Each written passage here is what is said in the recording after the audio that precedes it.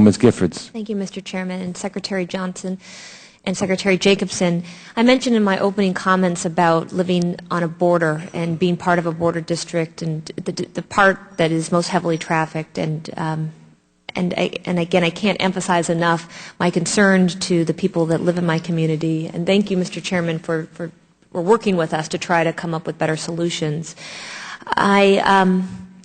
Today, we'll be introducing this resolution reiterating Mexico's importance as a strategic U.S. partner in supporting action to address the increasing violence and drug trafficking problems. I think that we in the United States have to reaffirm our commitment to Mexico. I think the press, there's statements that are being made that are wrong and that are false about the stabilization or the state of stability for the country of Mexico, and I want to make sure that what's coming out of this subcommittee is our strong support for the country and really our willingness to put our resources behind this problem as it spills over into our community and as a good neighbor. So I urge members to sign on to that. On Thursday, I sent a letter to Secretary Clinton and Secretary Napolitano urging them to immediately address the unprecedented rise in border violence. Of the approximately 6,000 deaths that we've seen over the course of the last year, almost 40% of those murders occurred in 3 states, in Baja California, Chihuahua, and Sinaloa. So when you look geographically about where the problem is, and then of course you look at Arizona and Texas and California and our states, we are concerned. And I know the money is just starting to flow now. I guess in our minds we have been working on this for many months. So I applaud the chairman for being proactive and oversight. Of course, that is our job. But along the lines of whether or not at this point we have seen any effect in terms of the prices or demand of drugs in the United States, or in terms of pricing and firearms. I mean, have we seen any effects even at this point in time? Well, obviously, many of our colleagues at DEA and other agencies, I think, have a better handle on some of the price and availability information in the United States. But I do know that DEA has said quite clearly that since President Calderon came into office and began this effort, and certainly continuing with our partnership and the more effective operations that we are able to mount by sharing information, the price of cocaine, for example, in the United States has steadily gone up over a 24-month period, and the purity has gone down significantly. So while nobody, I think, wants to suggest that there may not be multiple factors for those kinds of changes, that's certainly the direction we'd like to see things going in.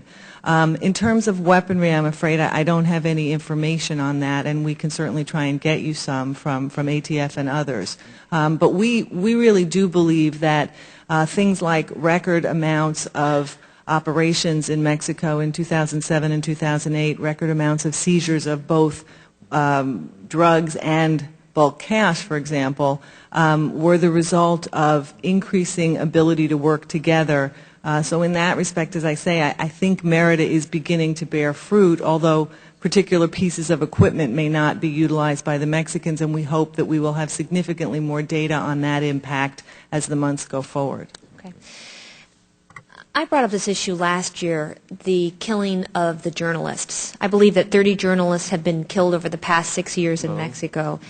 I'm curious whether or not you can report on Mexico's progress to bring a permanent end to violence against reporters or those individuals that are bringing to light some of these problems. One more question. Congressman Giffords, we share the concern, the great concern. Many reports have been written about how dangerous Mexico is for journalists, and it's a great concern of ours as well. As you know, there is a special prosecutor in Mexico for crimes against journalists, and what we've seen is, unfortunately, continued violence against journalists who are reporting on the activities of criminal organizations. This has resulted not only in danger to those journalists who continue to courageously report, but it's also resulted, frankly, in self-censorship among some in the media for fear and intimidation. And so in some respects, the journalists are a reflection of the fear in the community that these cartels have imposed. I cannot tell you that any of the individual cases that the special prosecutor is working on have advanced to conviction. They continue to work on those cases. They continue to try and protect journalists, offer them the assistance of the government. It's something that the Mexican government is working quite hard on, but unfortunately the cartels continue to target the media. Mr. Chairman, could you indulge me for one more question? Certainly. Okay, thank you. In terms of the Merida Initiative promoting the rule of law, that was one of the provision, and I'm curious whether or not we've seen any sort of change to protect civil liberties or human rights, particularly among labor leaders in Mexico. I think the way that I would put it is certainly that as Mexico has tackled judicial reform overall and passed the judicial reform that President Calderon was successful in passing, they are embarking on a series of changes that are really quite dramatic and have a plan for a number of years that it will take to move from the inquisitorial system to the oral adversarial system.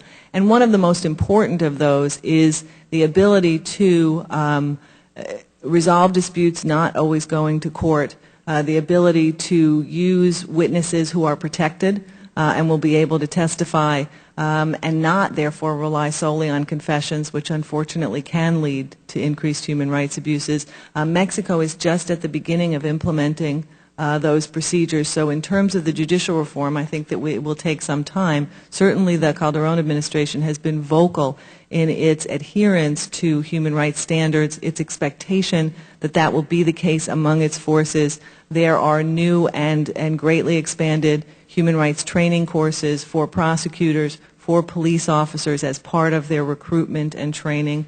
And so it's become, I think, a much greater focus for the Mexican government as they work on expanding and creating a modern and respectful police force. Thank you, Mr. Chairman.